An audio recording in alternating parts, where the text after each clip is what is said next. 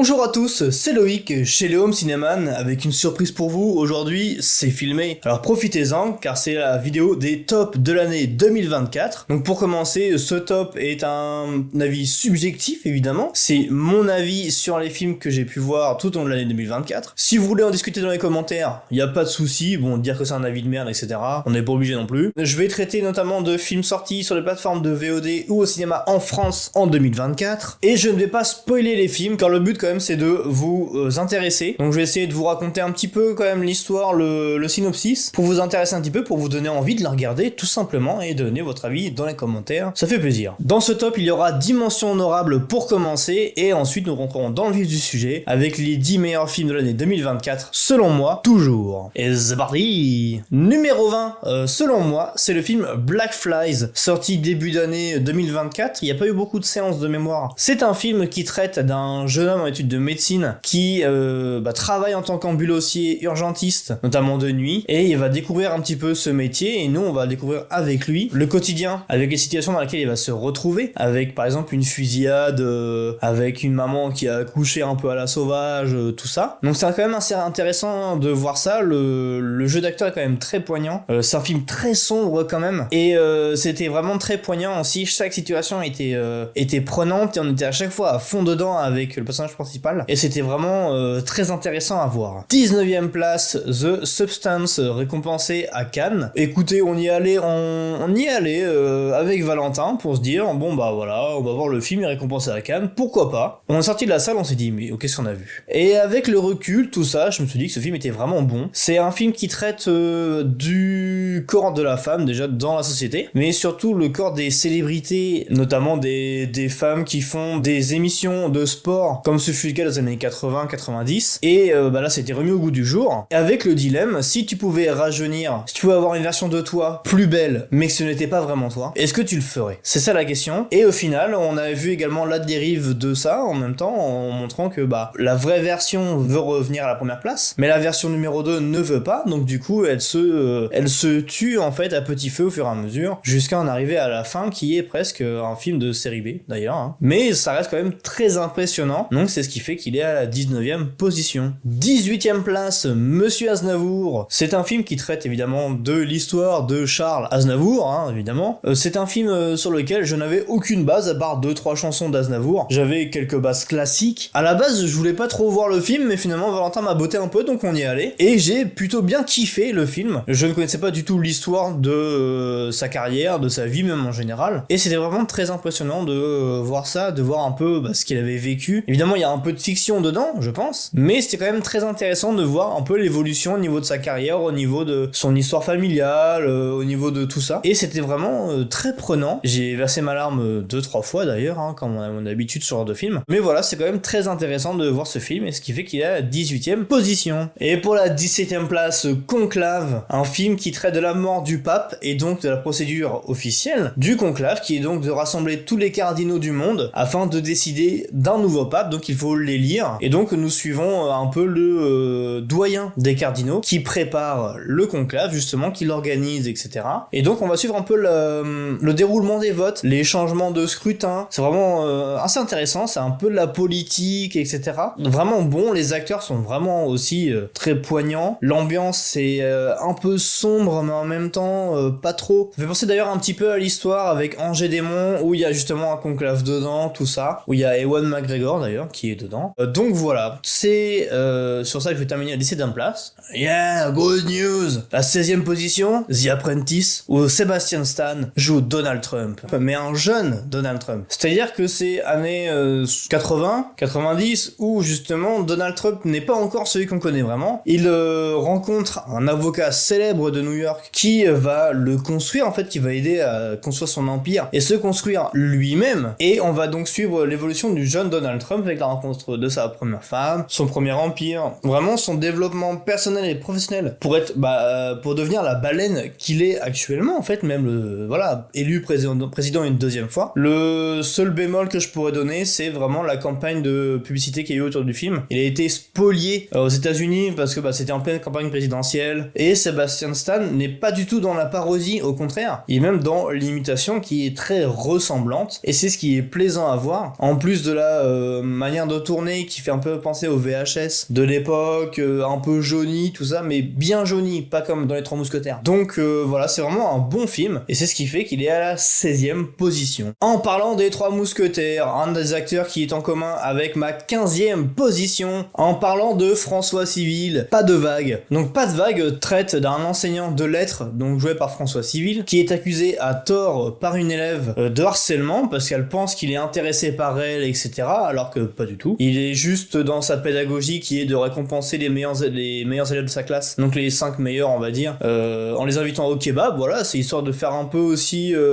la carotte pour les faire travailler, mais également aussi de créer un lien un petit peu avec les élèves. Est-ce que c'est une bonne pédagogie, est-ce que ce n'est pas vraiment une bonne? Il y a les pour et les contre, évidemment, mais voilà, ça traite un peu de sujets d'actualité, avec le harcèlement, avec le regard des autres, avec les relations que les élèves peuvent avoir entre eux, les enseignants peuvent avoir entre eux, et même les enseignants avec les élèves. Et ce film est tiré de faits réels, donc c'est ce qui fait qu'il est encore plus poignant, je trouve. Et François Civil, que je n'apprécie pas forcément à chaque fois que je vois dans un film, pour le coup, je l'ai beaucoup apprécié dans celui-là. Connaissant un petit peu le milieu scolaire, je trouve ça quand même intéressant d'avoir des films traitant de ce sujet, justement, de manière différente. On a eu Un métier sérieux avec Vincent Lacoste l'année dernière, ou il y a 2 ans, si je me souviens bien. On a maintenant Pas de vague, et je trouve ça intéressant à chaque fois d'avoir des films tirés sur la réalité, en fait, malgré tout, même si forcément il y a de la fiction, mais avoir un petit peu de réalité dans ce genre de film, c'est toujours intéressant. En parlant d'intéressant, Henry Cavill dans un film, ça va à peu près, en fonction des films, mais celui-là c'est Argyle, et on a fait une critique dessus, donc je vais pas aller non plus m'étaler dessus, mais c'est un film que j'ai beaucoup aimé. Voilà, un film que j'ai aimé avec Henry Cavill, non pas en Superman cette fois, mais en tant qu'agent secret, et c'était vraiment plaisant à voir, mais pour éviter de m'étaler plus, parce qu'on en a déjà parlé avec Valentin dans une autre vidéo durant l'année, je vous envoie dans la description pour voir la vidéo. Donc pour la 13e position, nous avons le film Twisters, la suite du film qui est sorti dans les années 80, donc Twister.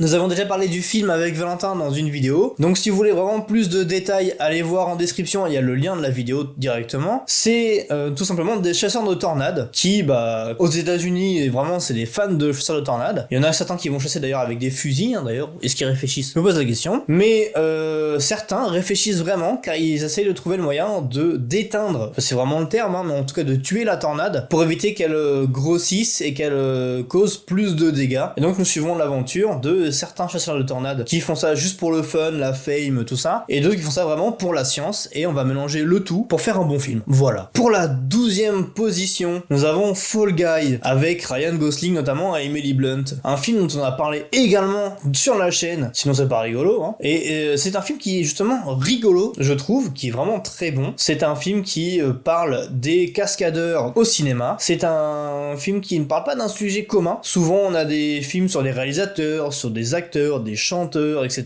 Et je crois que c'est la première fois qu'on a des films sur des cascadeurs, et les cascadeurs sont vraiment une partie importante, et on a même connu parfois des cascadeurs qui se retrouvaient blessés, morts d'ailleurs, qui sont morts d'ailleurs, en tournant des films pour les acteurs, donc ils étaient les cascadeurs. On a notamment le cascadeur qui doublait Daniel Radcliffe dans Harry Potter, qui est devenu tétraplégique. Il y a eu un film d'ailleurs qui est sorti, c'était The Boy Who Lives, donc allez le voir, ça peut être intéressant, justement ça traite de ça, et ce film là justement, Fall Guy, traite un petit peu de ce genre de situation, car on le voit dès le début, le cascadeur que l'on suit, donc joué par Ryan Gosling, se blesse, et il est handicapé pendant très longtemps suite à cette blessure, mais comme on leur a appris, si tout va bien, tu lèves le pouce, et il le fait même si ça va pas, et il le montre pas, mais le problème c'est que si ça va pas pour lui, aussi bien physiquement que moralement, et ça va pas non plus dans le reste du travail, de sa vie sentimentale, etc. Et c'est de ça dont va traiter le film, et on va voir également l'évolution d'une personne qui travaille avec lui sur un film, qui est Emily Blunt, et qui va pouvoir réaliser son premier film, un peu à la mélange de Mad Max et d'autres films un peu des années 80, et qui fait penser un peu au style métal hurlant, tout ça. Et c'est vraiment très intéressant et très plaisant à voir, beaucoup d'humour, et il y a aussi une musique qui est reprise assez souvent, I Was Made for Loving You de Kiss. Dès le début du film, elle m'a prise, et voilà, je suis resté dans le film tout au long. Voilà, place suivante. Nous arrivons maintenant à la portes du top, vraiment les portes sont fermées, mais pour ce film elles vont rester fermées malgré tout. C'est le Royaume des Abysses. On en a encore une fois parlé durant l'année avec Valentin dans une des vidéos, allez voir en description directement. Mais pour faire simple, c'est un film chinois, de production chinoise. C'est pas souvent qu'on en a, mais ça fait plaisir d'en voir, honnêtement. Et un film d'animation en plus, les dessins sont magnifiques, les couleurs sont magnifiques et l'histoire est très prenante. C'est une petite fille qui n'est pas forcément aimée par sa famille en fait, qui rencontre quelqu'un et qui va le suivre dans une aventure tout simplement et va se retrouver dans le royaume des abysses où elle va chercher n'importe quel moyen pour pouvoir rentrer chez elle avec sa famille qui la laisse quand même de côté malgré tout, et elle va quand même se construire des relations avec le capitaine et tout l'équipage, même les autres personnages qu'on va rencontrer dans le film, avec toujours une colorimétrie vraiment impressionnante. En fait c'est une peinture à l'huile tout le long du film et c'est très agréable de voir ça. La musique est vraiment incroyable aussi, elle va de pair avec le dessin, avec l'animation, tout ça, et c'est vraiment très beau. Donc Disney, si vous nous voyez, prenez exemple sur le Royaume des Abysses, prenez exemple sur les films de Miyazaki et arrêtez vos merdes comme Wish.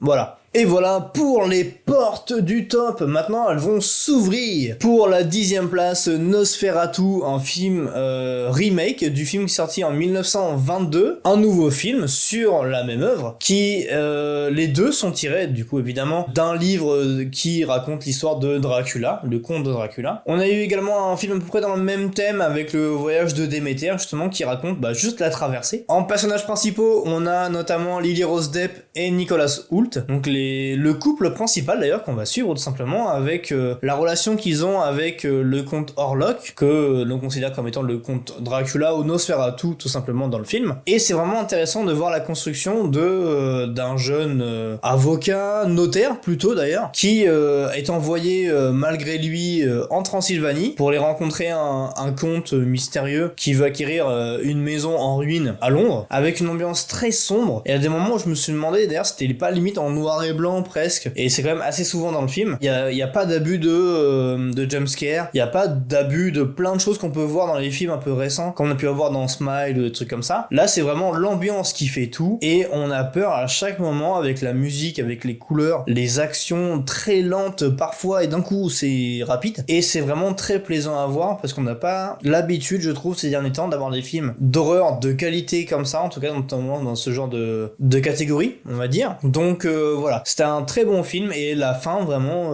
je m'y attendais pas. Moi je n'ai pas vu le film original contrairement à Valentin, donc j'ai tout découvert, même si des fois il y avait des petites longueurs dans le film, c'était quand même un film qui m'a pris tout le long presque, et c'était très intéressant. Après Nosferatu, on va arriver à la 9e place de ce top, on va arriver sur L'amour ouf. C'est un film qui m'a pris les tripes du début à la fin, j'ai été absorbé par le film tout au long, je n'ai eu aucune longueur alors qu'il dure plus de 2h30 si je ne me trompe pas. C'est l'histoire de deux enfants de deux mondes différents qui se rencontrent à l'école et qui créent une relation amoureuse, et on les suit d'abord jeunes pour ensuite les retrouver 15 ans plus tard si je ne me trompe pas en tant qu'adultes. Donc on a un personnage féminin, Jackie, joué par Adèle Exarchopoulos quand elle est adulte, et Clotaire, qui est le prénom de merde comme on dit dans le film, joué par François Civil. Donc à savoir que Jackie est dans une famille où le papa est veuf, et papa poule d'ailleurs, tandis que Clotaire il est dans une famille avec les deux parents, avec des frères et sœurs. Le papa travaille à l'usine, il donne tout en fait au travail pour sa famille, et tout ce qu'il veut en échange c'est qu'on le laisse tranquille un petit peu, c'est que les enfants travaillent bien à l'école, ce qui n'est pas le cas de Clotaire, et du coup il règle ça souvent par la violence, et ça montre un peu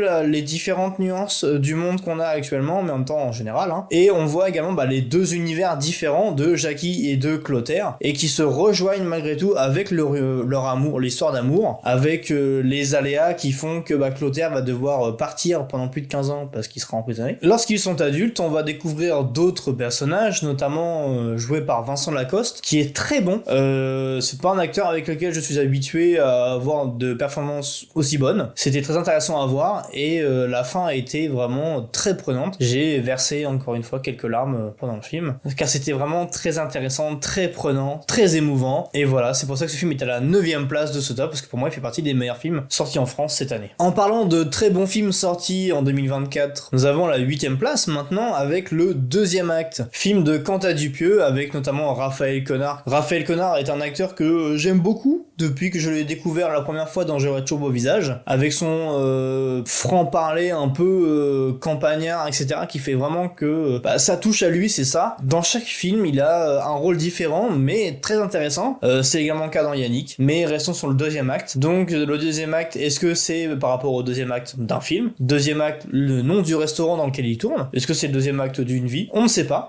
Quentin Dupieux fait également une critique du cinéma d'aujourd'hui, avec notamment la construction du film, non pas par des personnes, mais par l'IA, tout simplement. L'IA qui va juger ensuite les compétences, les scènes des acteurs pour dire, oui, du coup, ça a 90% de plaire à telle personne, machin et tout, donc du coup, faudrait changer ça, faudrait faire ci. Très intéressant, et en même temps, de voir aussi les acteurs qui jouent dans un film, puis dans un autre truc, et encore dans un truc. En fait, c'est presque un peu Inception, en fait, dedans. Et c'est vraiment très intéressant, et les acteurs et actrices sont vraiment très bons, et c'est ce qui fait que ce film est à la 8ème position. Pour maintenant passer à la 7ème place, nous avons le film Pauvre créature, avec notamment Willem Dafoe et Emma Stone. C'est un peu un remake un peu mélangé, un peu steampunk, un peu baroque, tout ça, de Frankenstein, où Willem Dafoe, scientifique un peu fou, peut-être, qui récupère le corps d'une femme enceinte qui s'est suicidée en prenant le bébé justement et en mettant son cerveau à sa place et en faisant plein de manipulations artificielles, faisant que Emma Stone est donc un nouvel humain, et on se retrouve donc avec un enfant dans le corps d'un adulte qui va donc apprendre à vivre, va redécouvrir la vie, tout simplement apprendre à parler, apprendre les sentiments, apprendre à faire des choses, etc. Et dans cette aventure, on va donc suivre cette créature qui va apprendre ce qu'est l'amour, ce qu'est l'opinion politique, ce qu'est la tristesse, ce qu'est le plaisir, etc. Et c'est quand même très intéressant à voir parce que c'est une approche que l'on connaissait pas forcément. D'habitude, on voyait le monstre de Frankenstein, c'était un peu les films d'horreur type Halloween ou type un peu fantasy comme dans Van Helsing, tout ça. Mais là, c'était vraiment sur l'apprentissage de la vie avec un univers qui sort de l'ordinaire, et c'est ce qui a fait son charme. Et c'est d'ailleurs pour ce film qu'Emma Stone a eu l'Oscar de la meilleure actrice, et elle le mérite franchement. Son jeu d'actrice est vraiment impressionnant dans ce film, et les autres acteurs sont vraiment très bons aussi, ce qui fait que sa performance n'était que meilleure, avec notamment Mark Ruffalo. C'était un binôme très bon dans ce film, et c'est pour ça que ce film est actuellement à cette place-là. Nous passons maintenant à la porte du top 5 avec donc la 6ème place qui est pour Iron Claw, film avec notamment Zac Efron, se déroulant dans les années 1980, où un père catcheur élève ses 3 enfants, donc ses 3 fils, comme de futurs catcheurs, même si certains sont pas forcément pour continuer ou devenir pro comme lui, parce que au bout d'un moment ils en ont un peu marre, il y en a un qui rencontre l'amour, tout ça, mais c'est une histoire assez prenante par le développement des personnages, notamment l'histoire d'amour avec notamment Zac Efron et la petite amie qui deviendra sa femme plus tard, et également les aléas que rencontrent les catcheurs. Est-ce que le catch c'est vraiment du contact, ou est-ce que le catch c'est que du spectacle et il n'y a rien de vrai? C'est la question que beaucoup se posent. Il y a des théories dans les deux sens, et ce film nous montre finalement qu'il y a un peu des deux, tout simplement, mais qu'il y a vraiment beaucoup plus de spectacle que de contact, que tout est déjà scripté, même si parfois il y en a certains qui en ont marre du script et qui sortent justement pour montrer que finalement ils ont pas envie de se faire battre, et donc ils vont juste casser des tronches. Et on a également les aléas en dehors, notamment un des frères qui ne pourra plus devenir catcheur, mais cette ambiance vraiment années 80 américaine, un peu conservatrice, cette ambiance de un peu d'escroc malgré tout, parce que c'est quand même que du spectacle qui vendent, alors que certains ils veulent juste de la castagne. Voilà, j'ai trouvé ça vraiment très intéressant, et c'est un film début d'année 2024, mais qui est très prenant et très intéressant. Dès que je l'ai vu, je savais qu'il est dans le top, et donc il est à la 6ème place cette année. Les portes du top 5 s'ouvrent pour Tom Hardy, et non, ce n'est pas pour Venom 3, c'est pour The Backriders. Donc c'est un film qui traite tout simplement de Tom Hardy qui décide de créer avec des copains motards un club de moto. Voilà, donc à la base c'est des gars, ils se retrouvent, ils prennent leur moto, ils conduisent, ils font des tours, ils font de la route avec, ils se boivent des bières, machin et tout, et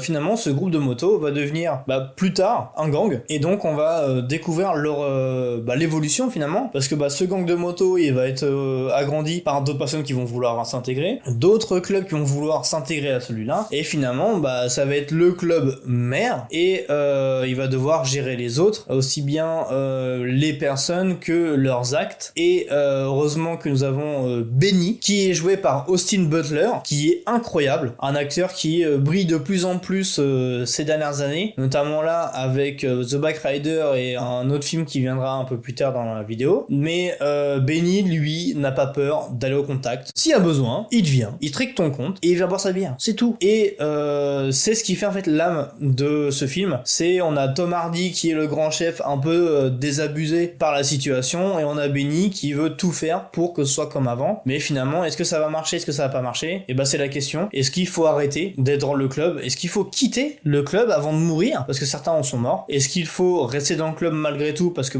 c'est l'âme de ce club de faire juste de la moto, parce que du coup ce sont eux les créateurs de ce club qui ont construit avec leur vie, avec leur âme ce club justement. C'est la question que nous pose ce film, et c'est justement cette histoire de construction de gang, cette finalement ce club de moto tout simplement qui est devenu un des plus gros gangs aux États-Unis, les plus populaires en tout cas, qui m'a fait m'intéresser à ce film. Les émotions ont été vraiment décuplées, j'ai l'impression, dans ce film. Les acteurs étaient vraiment bons, c'est pas souvent que je dis par rapport à Tom Hardy avec les films qu'il a fait ces dernières années, mais il était vraiment bon. Austin Butler était également très bon, j'ai oublié le nom des autres acteurs et actrices, mais ils étaient également très bons. Enfin, j'ai pas trouvé vraiment de défaut à ce film, mais il reste moins bien que les suivants, dans mon cœur en tout cas, car je le répète, c'est un avis subjectif, donc c'est pour ça que ce film est à la 5e place. Je disais que Backrider n'était pas un mauvais film, au contraire il est même très bon, mais qui était moins bien que les films suivants dans la vidéo, parce que les films suivants ont un petit truc en plus, mais attendez, c'est sûrement ma 4e place, un petit truc en plus, film de Artus, film français messieurs dames. Ce n'est pas souvent qu'on a des films français dans les tops, ils sont bien souvent dans les flops évidemment. On a parfois des films de qualité française. Et 2024, et c'était vraiment l'année je pense de c'est un film français. On peut donc dire que c'est un film de qualité française. Donc c'est un film vraiment très drôle je trouve, les thématiques abordées sont vraiment très intéressantes, très bonnes je trouve, notamment le point de vue des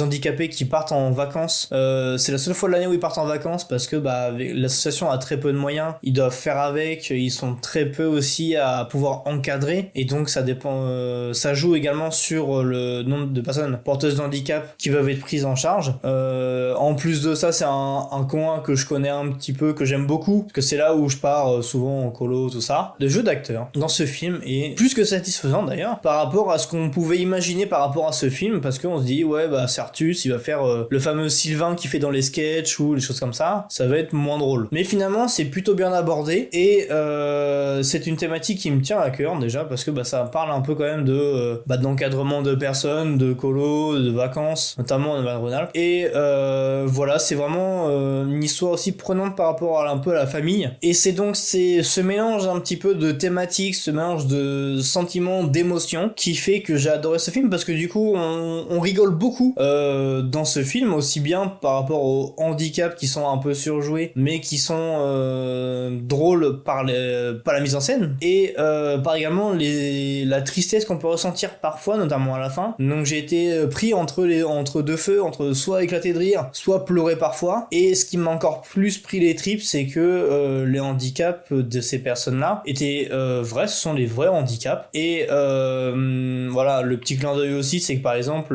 l'handicapé qui se déguisait, c'était ses vrais déguisements, voilà, c'était son kiff. Mais même si je m'étale un petit peu sur le sujet, avec Valentin on a fait une vidéo dessus, donc je vous recommande d'aller dans la description directement, et vous irez donc voir la vidéo pour avoir notre avis à tous les deux, parce que ce film a vraiment un petit truc en plus. Nous sommes maintenant au bas du podium, à la 3e place de ce top 2024. C'est un film qui parle du comte de Monte Cristo, parce que ce n'est pas la vengeance, c'est de la justice. Ce n'est pas de la vengeance, c'est de la justice.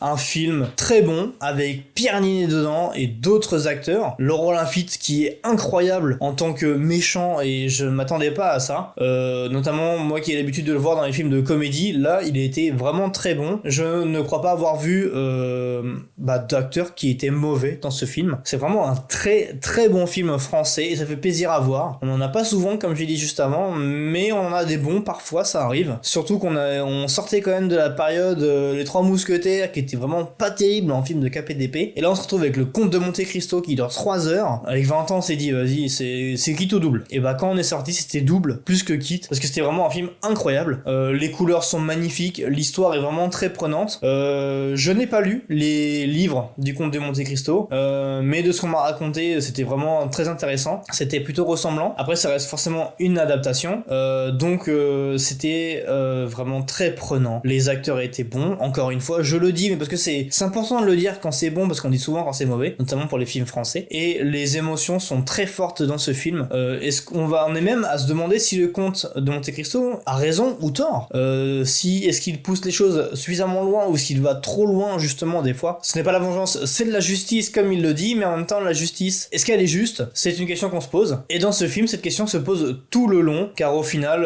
tout ce que Edmond voulait c'était juste vivre l'amour et finalement vivre sa vie tranquillement à base de tranquillate, mais ce n'était pas le cas à cause de différentes personnes. Ce film est au bas du podium tout simplement parce qu'il est incroyable par tout ce qu'il te raconte, par la mise en scène, par la musique, par l'image. Tout est prenant, tout est intéressant, chaque détail est présent et intéressant. C'est-à-dire que tu peux regarder au loin, t'auras pas un bateau tout flou, machin et tout, il sera très bien fait. Il y aura pas de l'eau à moitié verte, machin, l'eau est magnifique. Tout est vraiment très bon et sa place s'est jouée à rien finalement, mais il est quand même au sommet du top, même si ça reste la 3ème place. Il reste quand même dans les meilleurs films de l'année 2024 pour moi. Il est tout simplement incroyable. Si vous ne l'avez pas vu, allez le voir, tout simplement.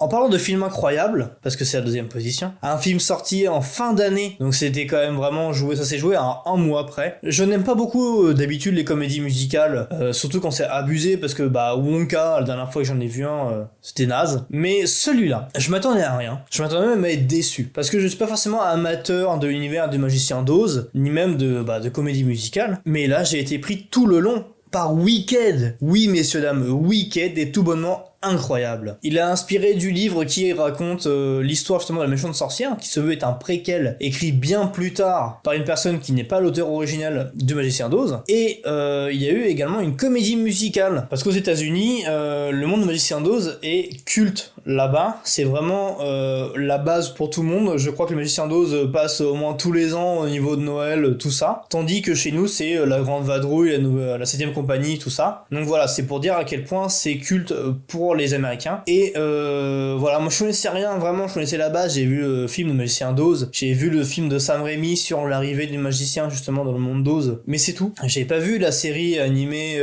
japonaise, tout ça. J'en ai beaucoup plus appris sur l'univers pendant Wicked et pendant le live que Valentin a fait avec les copains d'ailleurs. Pour voir le live d'ailleurs, allez en description, vous aurez le lien pour voir ce live en replay. Pour moi, en tout cas, les musiques sont vraiment magnifiques. Magnifiques, magiques, en fait, sans mauvais jeu de mots. J'ai tout de suite écouté la BO à la fin du film, surtout qu'en plus on l'a vu en avant-première, donc 2 semaines avant la sortie du film. C'était dur messieurs dames, c'était dur de devoir attendre 2 semaines pour pouvoir revoir le film. À savoir que moi je l'ai vu qu'en VOSTFR, je l'ai pas vu en VF, j'ai pas eu le temps tout simplement, j'ai même très peur de le voir en VF par rapport aux chansons, par rapport aux voix des acteurs, par rapport à plein de choses. C'est pas pour autant que j'aime pas la VF, mais là sur celui-là, vu que j'ai adoré en VO, j'ai un peu peur, mais je le verrai quand même en VF un petit jour. Le jeu des acteurs est très bon. Les actrices, c'est notamment Cynthia Erivo dans le rôle de Elphaba et Ariana Grande dans le rôle de Glinda ou Linda, pour ceux qui ont vu le film. Nous avons également Peter Dinklage qui joue le professeur Dillamond parce que il est très bon dans ce qu'il fait, aussi bien dans Game of Thrones, aussi bien que dans d'autres films. Et là-dedans, il est également très bon. C'est un acteur incroyable. C'est un film qui m'a pris les tripes du début à la fin. Je m'attendais, comme je vous l'ai dit au début, à rien, mais j'ai eu des étoiles dans les yeux dès le début du film. On sent que c'est un film qui n'est pas tourné totalement sur des fonds verts, on sent que les décors ont été réalisés pour la plupart. C'était vraiment vraiment très impressionnant à voir parce qu'on a l'impression que si on pouvait, voilà, on ferait un parc d'attractions dessus et on irait dans les décors par exemple. Ça serait magnifique. Et ces décors sont vraiment incroyables, bien qu'ils ne représentent pas forcément à l'identique les décors originels, on va dire, du monde Magicien d'Oz, aussi bien la Cité d'Émeraude que d'autres choses. Mais ça reste quand même très intéressant de voir cette interprétation. Et finalement, on n'a pas forcément besoin d'avoir beaucoup de bases sur le monde Magicien d'Oz pour apprécier le film. Parce que j'en ai très peu. Et dès le début, on nous dit oui, la méchante sorcière, elle est morte, tout ça. C'est Dorothy qui l'a tuée, machin. Et finalement, on voit Glinda qui apparaît, qui nous dit oui, la méchante sorcière, elle est morte. Et d'un coup, il y a une fille qui spawn de nulle part et qui dit Glinda, est-ce que tu la connaissais? Et là, on a du coup l'histoire de Glinda et Elphaba du coup qui se rencontrent. C'est je t'aime moi non plus un petit peu, c'est des meilleurs ennemis et qui deviennent finalement meilleurs amis. Et c'est très appréciable d'avoir ce sentiment de satisfaction au long du film parce que du coup on voit que les personnages évoluent justement grâce au contact de l'autre et que les musiques font avancer le film. Chaque musique est très prenante. Une fois que tu sors de la séance, tu chantes au moins une ou deux musiques comme ça. Au moins tu fredonnes parce que tu connais pas encore les paroles et c'est très appréciable parce que c'est pas souvent que ça arrive. Et là vraiment j'écoute la BO encore actuellement là où je vous parle là. Ça fait presque un mois et demi que j'écoute la BO en boucle de Wicked. Donc ça montre aussi l'importance qu'a eu ce film par rapport à mes goûts musicaux, même si ça n'a pas changé non plus des masses, mais les musiques sont vraiment incroyables, on les chante en boucle. Les actrices jouent très bien, les musiques sont incroyables, les décors sont vraiment magnifiques. Je ne vois pas ce que vous pouvez reprocher au Wicked, à part qu'il est moins bon que le film suivant, parce que du coup nous allons passer maintenant à la première place. Nous voilà donc maintenant sur la Dune. Bienvenue sur Arrakis. Donc messieurs dames, pour moi le meilleur film de l'année 2024 est Dune 2, la suite de Dune, partie 1, évidemment. C'est un film qui était attendu. Le film précédent, Dune, était sorti en septembre 2021 et il était incroyable également. En fait, tout était bien. La musique, les décors, les acteurs. J'ai l'impression qu'il n'y a pas grand chose qui me plaît à part la musique, les décors et les acteurs. Mais c'est ce qu'il faut en fait pour faire un bon film. Et c'est ce que rassemble une nouvelle fois Dune, et notamment Dune 2. Je connais pas non plus l'univers, hein. J'ai pas lu les livres, j'ai pas vu le film le film originel. Moi j'ai découvert le Dune 1, Dune 2 et je suis à chaque fois pris dedans du début à la fin et j'ai même envie de rester encore dans la salle pour assister à une nouvelle séance de Dune. Donc dans cette partie 2 de Dune, Paul fait maintenant partie des Fremen et il veut se venger des Harkonnen qui ont détruit leur clan tout simplement sur ordre de l'empereur. Donc Paul va se venger d'abord des Harkonnen puis après va vouloir se venger de l'empereur. Et c'est ce qui est intéressant de le film parce que du coup on se dit l'empereur il est super puissant, il dirige plusieurs clans, tout ça, et chaque clan est vraiment très puissant parce que on voit les Atreides qui sont les plus connus, qui sont connus pour être très forts aussi, et on a les Harkonnen qui sont hyper puissants. On le voit avec leurs combattants, on voit aussi avec leur richesse, notamment grâce à l'épice. Ce que je trouve intéressant aussi, c'est qu'on a une nouvelle fois Austin Butler dans ce top, notamment dans le top 5 d'ailleurs. Voilà, Austin Butler qui joue Feyd-Rautha, donc qui va affronter d'ailleurs en duel Paul pour montrer qui est le meilleur. Et ce dénouement final sera intéressant pour la suite, je l'espère, parce que je ne m'attendais pas du tout à ça en fait, tout simplement. Moi j'étais resté aux visions que Paul avait eues grâce à l'épice, mais est-ce que c'est vrai, est-ce que c'est faux, l'avenir nous le dira. Mais la musique est toujours aussi prenante, l'acting est toujours aussi prenant et vraiment l'histoire est incroyable. J'espère qu'il y en aura plus. Je sais pas ce que vaut la série d'ailleurs sur ça, sur HBO. À l'occasion je la regarderai parce que du coup si c'est dans le même univers, si c'est inspiré de la même chose, tout ça, et que ça suit vraiment, ça pourrait être intéressant. Mais ce film pour moi est le meilleur de l'année 2024. Et il me prend les tripes à chaque fois que je le vois et je l'ai vu assez souvent cette année pour affirmer sa position de numéro 1. Et donc messieurs dames, je vous recommande fortement de voir Dune 2 si vous ne l'avez pas vu. Messieurs dames, on est donc arrivé à la fin de cette vidéo sur les top films de l'année 2024. N'hésitez pas à aller voir les autres vidéos que nous avons fait. Valentin avec sa vidéo des tops. On a également les vidéos des flops qui vont arriver. N'hésitez pas à aller voir en description pour les films sur lesquels je ne me suis pas étalé dans cette vidéo parce que du coup on a déjà parlé avec Valentin tout simplement. N'hésitez pas à vous abonner, n'hésitez pas à lâcher un like, n'hésitez pas à mettre votre avis sur les commentaires sur n'importe quel film. J'ai essayé de pas trop spoiler cette année parce qu'on m'a reproché ça l'année dernière, donc dites-moi en commentaire si c'est mieux ou pas. Sur ce, je vous dis à la prochaine, salut.